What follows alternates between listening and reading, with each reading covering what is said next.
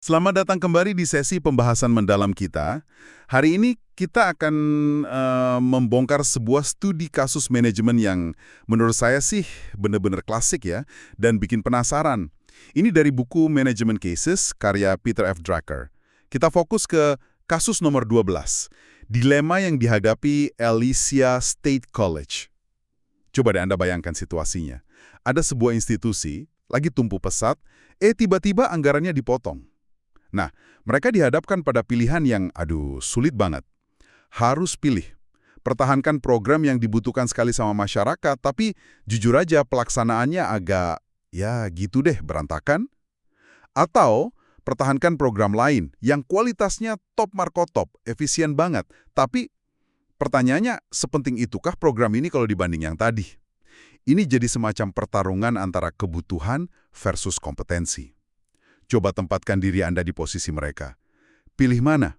Mari kita telusuri bareng-bareng. Betul sekali. Jadi konteksnya ini Alicia State College, sebuah perguruan tinggi negeri yang awalnya ya biasa aja, terus bertransformasi gitu jadi besar dan ambisius dalam waktu singkat. Dari cuma sekolah guru kecil, jadi perguruan tinggi 4 tahun, bahkan punya rencana jadi universitas lengkap. Tapi ya itu tadi, di tengah pertumbuhan pesat itu, jengger, anggaran dari negara bagian dipangkas, tiba-tiba gitu. Nah ini memaksa mereka harus mikir keras buat menutup salah satu dari 2 program spesifik yang biayanya sama-sama tinggi. Dan sumber kita ini analisis Drucker atas kasus nyata loh, jadi ini kesempatan bagus banget buat kita belajar soal pengambilan keputusan sulit di dunia nyata. Apalagi nih konteksnya institusi layanan publik seperti pendidikan. Oke. Coba kita lihat sedikit ya transformasi Alicia ini. Kan tadinya cuma sekolah guru negeri yang relatif tenang gitu ya. Terus dalam 10 tahun aja, wah, jumlah mahasiswanya meledak. Dari sekitar 1.500 jadi 9.000 orang, gila kan? Anggarannya juga ikut membengkak sampai 20 kali lipat. Banyak program baru dibuka, seni liberal, bisnis, kedokteran hewan, kedokteran gigi, terus program layanan masyarakat juga ada, kayak program malam, klinik kesehatan mental, pusat terapi wicara, sampai sekolah menengah percontohan. Ironisnya, justru program pendidikan guru yang asli, yang jadi cikal bakalnya, malah kayaknya sedikit menurun pamornya ya. Betul, pertumbuhan yang sangat cepat dan ambisius ini kan memang kelihatannya bagus ya, tapi seringkali juga bawa resiko tersendiri. Dan benar aja, krisis datang di tahun 1996. Legislatif negara bagian, entah kenapa mendadak potong anggaran.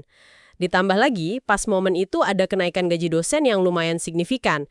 Nah, kombinasi 2 hal ini langsung bikin anggaran mereka defisit parah. Udah nggak ada pilihan lain, pokoknya sesuatu yang besar harus dikorbankan, harus dipotong. Nah, disinilah mulai muncul dilemanya ya. Ada 2 program yang jadi sorotan utama karena sama-sama mahal biayanya. Kita lihat yang pertama dulu, klinik terapi wicara. Kalau kita lihat dari sisi kebutuhan masyarakat, wah, program ini jelas penting banget.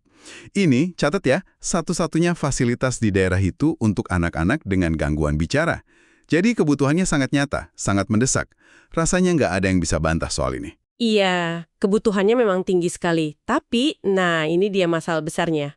Ada bukti kuat, bahkan bisa dibilang cukup telak ya. Kalau klinik ini kinerjanya buruk, laporannya nggak rapi, organisasinya agak kacau, dan yang paling krusial, hasil terapinya itu nggak efektif. Akibatnya apa? Para profesional di komunitas dokter anak, psikiater, psikolog, mereka jadi ragu, bahkan enggan buat merekomendasikan pasien ke sana. Ironis sekali kan, dibutuhkan banget tapi nggak dipercaya kualitasnya. Waduh, kok bisa gitu ya? Satu-satunya fasilitas, tapi malah nggak efektif. Apa sih akar masalahnya? Kenapa bisa sampai begitu? Di mereka, fokus utamanya bukan untuk memberikan terapi yang paling efektif buat anak-anak, tapi lebih ke ya gimana mahasiswa bisa dapat pengalaman praktek. Jadi tujuan mendidik mahasiswa itu jadi lebih dominan daripada tujuan melayani pasien secara optimal. Bahkan ada indikasi kalau fokus ke mahasiswa ini mungkin didorong oleh aturan negara bagian atau mungkin piagam pendirian kampusnya sendiri. Jadi ada alasan sistemik juga. Oh, Oh, jadi ada semacam konflik kepentingan internal gitu ya, antara mendidik mahasiswa sama melayani pasien. Oh, ada ketidakselarasan antara mandat resmi atau tujuan internal, misalnya melatih mahasiswa, dengan kebutuhan nyata di lapangan, yaitu terapi efektif, yang hampir pasti kinerjanya bakal bermasalah. Ini pelajaran penting tentang kejelasan misi dan prioritas, berlaku di organisasi manapun, bukan cuma di Aliesia ini. Ditambah lagi, ya tadi sudah disinggung, biayanya juga nggak murah. Jadi konfliknya jelas banget. Kebutuhan masyarakat tinggi, tapi kompetensi atau kinerja kliniknya rendah, dan ada masalah sistemik yang bikin susah diperbaiki tanpa mengubah mandat dasarnya. Oke. Jadi itu gambaran klinik yang dibutuhkan banget tapi penuh masalah ya. Paham saya. Sekarang kita lihat kandidat kedua untuk dipotong. Ini kayaknya kontras banget ya situasinya. Sekolah menengah percontohan atau demonstration high school. Ini apa lagi? Ya, ini beda cerita. Jadi ini bukan sekedar SMA biasa ya, ini sekolah menengah yang dikelola langsung oleh Fakultas Pendidikan Alisha. Dirancang khusus sebagai semacam laboratorium hidup gitu. Tempat buat uji coba metode pengajaran baru, tempat mahasiswa calon guru melakukan observasi, praktek langsung. Jadi fungsinya sangat erat kaitannya dengan program pendidikan guru mereka. Oke, dan gimana kualitasnya? Beda jauh sama klinik tadi. Oh, jauh sekali. Sekolah ini justru punya reputasi yang luar biasa bagus. Dianggap sebagai sekolah menengah terbaik di seluruh wilayah tersebut. Kualitas pengajarannya top, fasilitasnya oke, sangat bermanfaat buat mahasiswa pendidikan mereka, tapi juga buat guru-guru muda di sekolah lain di sekitar situ. Mereka sering datang sebagai auditor, belajar metode baru. Sekolah ini benar-benar jadi panutan gitu loh. Menetapkan standar tinggi untuk pendidikan di daerah itu. Jadi kalau soal kompetensi, wah nggak perlu diragukan lagi, jempolan. Wah, kedengarannya bagus banget ya. Kualitas top jadi panutan. Lalu, kenapa ini juga jadi kandidat untuk ditutup? Kan sayang banget. Nah, ini dia pertanyaan dari sisi lainnya. Apakah sekolah sebagus ini benar-benar dibutuhkan secara esensial? Ingat, ini kan bukan satu-satunya SMA di daerah itu. Ada banyak SMA lain yang ya mungkin nggak sebagus sekolah percontohan ini, tapi kualitasnya sudah cukup memadai lah untuk mendidik siswa SMA pada umumnya. Jadi pertanyaannya, apakah mempertahankan sekolah yang super unggul ini bisa dianggap sebagai sebuah kemewahan yang nggak bisa dipertahankan lagi saat kondisi keuangan lagi sulit begini? Kemewahan ya. Apalagi kalau kita lihat biayanya. Ini juga sangat tinggi. Studi kasus Drucker bahkan ngasih perbandingan yang wah bikin kaget juga sih. Biaya per siswa di sekolah menengah percontohan ini katanya setara dengan biaya per mahasiswa pasca sarjana di Harvard pada waktu itu. Tunggu. Apa? Setara biaya mahasiswa Harvard. Itu benar-benar bikin argumen kemewahan tadi jadi terasa banget ya. Biaya sebesar itu untuk sebuah SMA, meskipun kualitasnya memang top. Tapi di sisi lain, bukankah argumen menetapkan standar itu juga penting ya untuk kualitas pendidikan secara keseluruhan di wilayah itu? Bukankah itu kontribusi yang berharga juga? Tentu saja argumen itu valid dan pasti itu juga jadi bahan pertimbangan berat waktu itu. Sekolah ini jelas punya kontribusi positif dalam meningkatkan standar pendidikan, kompetensinya tinggi, dampaknya nyata. Tapi, ya itu tadi, dilemanya muncul ketika Anda harus membandingkan kontribusi itu dengan kebutuhan yang mendesak dan tak tergantikan yang seharusnya bisa dipenuhi oleh klinik terapi wicara. Meskipun, ya kita tahu, klinik itu gagal melakukannya dengan baik. Jadi ini pertarungan antara kontribusi berbasis kompetensi tinggi versus potensi pemenuhan kebutuhan dasar yang gagal. Nah, mana yang harus didahulukan saat sumber daya lagi sangat-sangat terbatas? Itu pertanyaannya. Aduh, saya bisa bayangkan betapa pusing dan panasnya rapat Dewan Pengawas mereka waktu itu ya. Studi kasusnya memang menggambarkan perdebatan yang panjang dan sengit. Komite fakultas, presiden universitas, Dewan Pengawas, pasti semua punya argumen kuat masing-masing. Ketua Dewan sampai merangkum intinya kan? Klinik itu argumen utamanya adalah kebutuhan. Meskipun semua tahu kinerjanya buruk dan susah diperbaiki karena mungkin terikat aturan. Sementara sekolah menengah itu, argumen utamanya adalah kompetensi dan kontribusi nyata pada standar pendidikan. Meskipun kebutuhannya mungkin nggak semendesak klinik tadi. Iya, dan yang bikin makin rumit lagi ada aturan main dari negara bagian yang mengikat mereka. Hukumnya nggak mengizinkan pemotongan anggaran parsial untuk program yang sudah berjalan. Jadi mereka nggak bisa bilang, oke kita potong sedikit dari klinik, sedikit dari sekolah. Nggak bisa gitu, pilihannya cuma satu. Tutup salah satu sepenuhnya. Titik. Harus memilih. Nggak ada jalan tengah sama sekali. Waduh, jadi bener-bener harus pilih satu ya, nggak bisa kompromi. Pantesan dilemanya berat banget.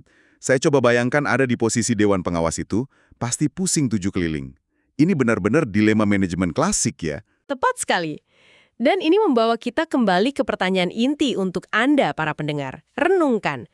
Kalau Anda yang harus memutuskan di Alicia saat itu, dengan sumber daya yang lagi cekak banget, prioritas Anda jatuh kemana?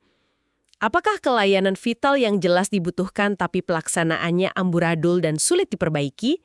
Atau ke layanan berkualitas super yang punya kontribusi bagus tapi kebutuhannya nggak sekritis yang lain? Coba deh, refleksikan sejenak. Pernah nggak Anda menghadapi situasi alokasi sumber daya yang mirip-mirip begini? Di mana semua opsi rasanya punya konsekuensi negatif. Mungkin di pekerjaan Anda, di organisasi sosial yang Anda ikuti, di proyek komunitas, atau bahkan mungkin di level keluarga. Situasi di mana pilihan terbaik pun rasanya tetap pahit gitu. Ini bukan cuma teori di buku teks ya. Ini realitas yang sering dihadapi para pengambil keputusan. Dilema seperti ini benar-benar menguji nilai-nilai inti sebuah organisasi dan juga pemimpinnya. Dilema Alicia ini memang tajam sekali ya. Jauh melampaui sekadar hitung-hitungan angka di anggaran. Ini menyangkut nilai-nilai. Apa sih yang paling penting bagi institusi ini? Apakah memenuhi kebutuhan paling dasar masyarakat, meskipun dengan susah payah dan hasil yang mungkin kurang maksimal? Ataukah mempertahankan standar keunggulan di area yang memang mereka kuasai, meskipun manfaatnya mungkin tidak seluas kebutuhan dasar tadi? Berat sekali pilihannya. Dan penting untuk kita ingat terus, ini bukan kasus karangan ya. Ini kasus nyata yang dianalisis oleh Drucker. Ini menunjukkan betapa dunia pengambilan keputusan itu seringkali abu-abu. Nggak ada jawaban hitam putih yang gampang dan memuaskan semua pihak. Setiap pilihan pasti ada ongkosnya. Betul. Sebagai penutup nih, mungkin kita bisa tarik beberapa pemikiran yang lebih dalam lagi dari kasus ini. Sesuatu untuk Anda bawa pulang dan renungkan. Mungkin lebih dari sekedar memilih antara klinik atau sekolah, kasus Alicia ini sebenarnya membuka pertanyaan yang lebih fundamental, terutama untuk institusi pelayanan seperti pendidikan atau kesehatan. Misalnya, seberapa jelas sih misi sejati institusi tersebut didefinisikan dan dipahami oleh semua orang di dalamnya? Apakah misi utamanya itu melayani komunitas secara langsung atau jadi tempat pelatihan bagi profesional masa depan? Konflik misi seperti di klinik tadi itu seringkali jadi akar masalah kinerja loh. Menarik poin soal kejelasan misi itu. Lalu pertanyaan berikutnya, bagaimana kita mengukur hasil nyata di sektor jasa seperti ini? Klinik tadi mungkin gagal dalam memberikan terapi yang efektif, tapi mungkin saja dianggap berhasil dari sudut pandang pelatihan mahasiswa. Sekolah percontohan tadi berhasil menetapkan standar, tapi apakah itu penggunaan sumber daya yang paling optimal dibandingkan alternatif lain? Ini menyoroti betapa sulitnya mengukur dampak yang sesungguhnya, bukan cuma output atau aktivitas saja. Iya juga ya. Mengukur hasil nyata di sektor jasa itu memang tricky. Pertanyaan selanjutnya lagi, bagaimana memastikan struktur organisasi, aliran dana, dan cara kerja sehari-hari itu benar-benar sinkron atau selaras dengan prioritas utama? Di Alicia, kita lihat ada ketidakselarasan antara struktur, di mana klinik jadi sarana ajar, dengan kebutuhan eksternal, yaitu terapi yang efektif. Bagaimana sebuah organisasi bisa mendeteksi dan memperbaiki misalignment seperti ini? Apalagi kalau ada tujuan-tujuan internal yang saling tarik-menarik. Kompleks ya ternyata. Dan terakhir, ini kembali lagi ke Anda. Jika Anda dihadapkan pada pilihan sulit seperti Dewan Alicia, dalam konteks Anda sendiri, entah itu di pekerjaan atau di tempat lain, apa kriteria utama yang akan Anda pegang teguh? Apakah Anda akan lebih condong pada pemenuhan kebutuhan yang mendesak, meskipun pelaksanaannya mungkin belum sempurna? Ataukah Anda akan memprioritaskan area di mana Anda bisa menunjukkan keunggulan dan kompetensi terbaik, meskipun dampaknya mungkin lebih terbatas cakupannya? Apa yang paling penting bagi Anda dalam menavigasi dilema alokasi sumber daya seperti ini? Nah, ini mungkin sesuatu yang bisa Anda renungkan lebih lanjut setelah sesi kita ini.